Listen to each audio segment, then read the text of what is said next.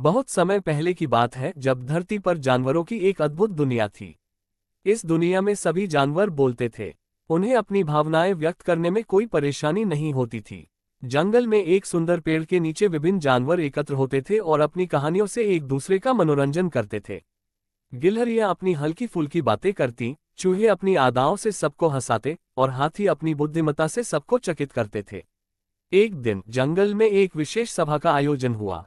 सभी जानवर एकत्रित हुए और उन्होंने तय किया कि वे एक मजेदार प्रतियोगिता आयोजित करेंगे जिसमें सबसे अच्छा कहानीकार चुना जाएगा। इस प्रतियोगिता में भाग लेने वाले जानवरों ने अपने अपने तरीके से कहानियां सुनाई। लेकिन जब बाघ ने अपनी कहानी सुनाई तो सभी ने तालियां बजाईं। उसकी गहरी आवाज और कठिनाइयों का सामना करने की कहानी ने सभी का दिल जीत लिया। धीरे धीरे जानवरों की बातें समाप्त होती गईं। उन्हें एहसास हुआ कि मनुष्यों के बीच उनकी कहानियां महत्व नहीं रखती। मनुष्य अपने विषयों में डूबे रहते थे और जानवरों की बोलने की कला का कोई मूल्य नहीं समझते थे। इससे जानवरों में निराशा और उदासी का माहौल बन गया। एक दिन जब सभी जानवर पेड़ के नीचे बैठकर एक नई कहानी की उम्मीद कर रहे थे, तो एक वाइज उल्लू ने कहा, हमें अपनी बोलने की कला को बचाना चाहिए। अगर हम इसे नहीं करेंगे तो एक दिन हम पूरी तरह से चुप हो जाएंगे। सभी जानवर ने उसे सुनकर सर हिलाया, लेकिन किसी ने कुछ नहीं कहा। जैसे जैसे दिन बीतते गए, जानवरों ने बोलना कम कर दिया। कछुए ने इसे एक अच्छे संकेत के रूप में देखा, जबकि गिलहरी ने चिंतित होकर कहा, क्या हम सच में चुप हो जाएंगे? क्या हमारी कहानियां इस जंगल से चली जाएंगी? लेकिन कोई भी जानवर कुछ करने की हिम्मत नहीं जुटा सका। एक दिन एक छोटे चूहे ने अपनी सहेलियों से कहा, हम कुछ करते हैं। हम फिर से बोलना शुरू करेंगे। लेकिन कोई बेचैन हो गया। चूहा, एक साहसी जानवर, अपने साथियों को इकट्ठा करके एक योजना बनाने लगा। चूहे ने एक नई सभा का आयोजन किया।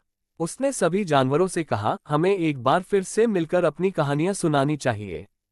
हम अपनी संस्कृति को बचाने के लिए एकजुट होना होगा। धीरे धीरे और जानवर उसके साथ आ गए। बाघ, हाथी, गिलहरियां और अन्य जानवर सभी ने अपनी कहानी सुनाने का फैसला किया। सभा में जानवर एकत्रित हुए और फिर से बातें होने लगीं। गिलहरी ने अपनी सबसे मजेदार कहानी सुनाई, जबकि हाथी ने अपनी बुद्धिमत्ता की कहानी सुनाई। एक बार फिर से जंगल में हंसी और खुशियां लौट आईं। इस बीच चूहे ने सबकी कहानियों को एकत्रित किया और उनके साथ एक पुस्तक लिखने का संकल्प लिया। अब जानवरों में नए जोश का संचार हो गया था। उन्होंने अपने अनुभवों और कहानियों को साझा करना शुरू किया। यह एक विशाल पुस्तक बन गई, जो उनके बोलने की संस्कृति की याद दिलाने के लिए एक प्रतीक बनी। अब सभी जानवर अपनी कहानियां सुनाते थे और उनकी कहानियों ने जंगल को एक नई पहचान दी। बच्चे जानवर उत्सुकता से सुनते रहे और वे भी कहानीकार बनने के लिए प्रेरित हुए। धीरे धीरे जानवरों की बोलने की कला को संरक्षित किया गया। उन्होंने एक दूसरे को समझा, सम्मान दिया और अपनी परंपराओं को जीवित रखा। समय बीतता गया और अब जानवर फिर से खुश थे। उन्होंने मनुष्यों के बीच अपनी जगह बनाई और कई लोग उनके बोलने की कला से प्रभावित हुए। जानवरों का जीवन एक नई दिशा में बढ़ रहा था। चूहे की कोशिशों ने जानवरों की पूरी नस्ल को एक नई पहचान दिलाई। धीरे धीरे जानवरों ने अपने स्थान को पहचानना शुरू कर दिया और उन्होंने मनुष्यों के साथ संवाद स्थापित करने का प्रयास किया। एक दिन मनुष्य ने जंगल में आकर देखा कि जानवर फिर से बोल रहे हैं। ये दृश्य उसे मंत्रमुग्ध कर गया। उसने चूहा और उसके मित्रों से संपर्क किया और पूछा, आप सभी इतनी सुंदर कहानियां कैसे बनाते हैं? चूहा थोड़ा घबराया, लेकिन फिर उसने साहस किया और कहा, हमारी कहानियां हमारे अनुभवों का निचोड़ हैं, जो हम एक दूसरे से साझा करते हैं। मनुष्य ने जानवरों की कहानियों को सुना और वह बहुत प्रभावित हुआ। उसने निर्णय लिया कि वह उनकी कहानियों को एक पुस्तक में संकलित करेगा ताकि अन्य लोग भी उन्हें पढ़ सकें। इससे जानवरों की कहानियों को न केवल जंगल में बल्कि मनुष्यों की दुनिया में भी पहचान मिली। इस नई पहचान ने जानवरों और मनुष्यों के बीच एक नया संबंध स्थापित किया। जानवरों ने मनुष्यों को अपनी संस्कृति के बारे में बताया और मनुष्यों ने जानवरों को उनकी कहानियों की महत्ता का एहसास कराया। दोनों ने एक दूसरे से बहुत कुछ सीखा। शांतिपूर्ण संवाद ने उन्हें एकजुट कर दिया। जब जंगल में कोई आपत्ति आती तो जानवर एकत्र होते और अपनी कहानियों के माध्यम से एक दूसरे को सामना करने की ताकत देते। उन्होंने सीखा कि उनकी कहानियां न केवल मनोरंजन का साधन है, बल्कि वे एक दूसरे की सहायता करने और प्रेरित करने का भी एक जरिया है। समय के साथ जानवरों ने अपनी परंपरा को संजोए रखा और यह सुनिश्चित किया कि आने वाले पीढ़ी भी उसकी सराहना करे।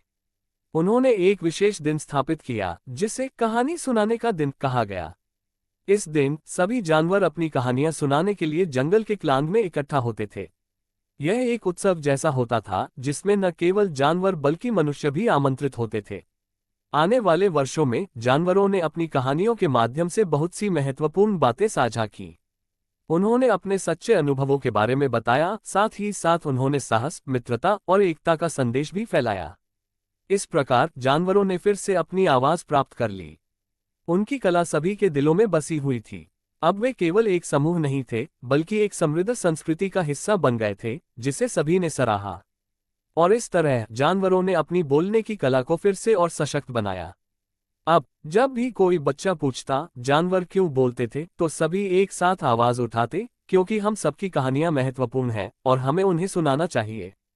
उनकी जिंदगी फिर से खुशी से भर गई और वे एक नई सुबह का स्वागत करते हुए अपने भविष्य की ओर बढ़ने लगे। उनके बोलने की कला, उनकी एकता और उनकी कहानियां हमेशा जीवित रहेंगी। इस तरह जानवरों की बोलने की कला ने उनके जीवन में एक नई परिभाषा दी, जो निरंतर चलती रहेगी।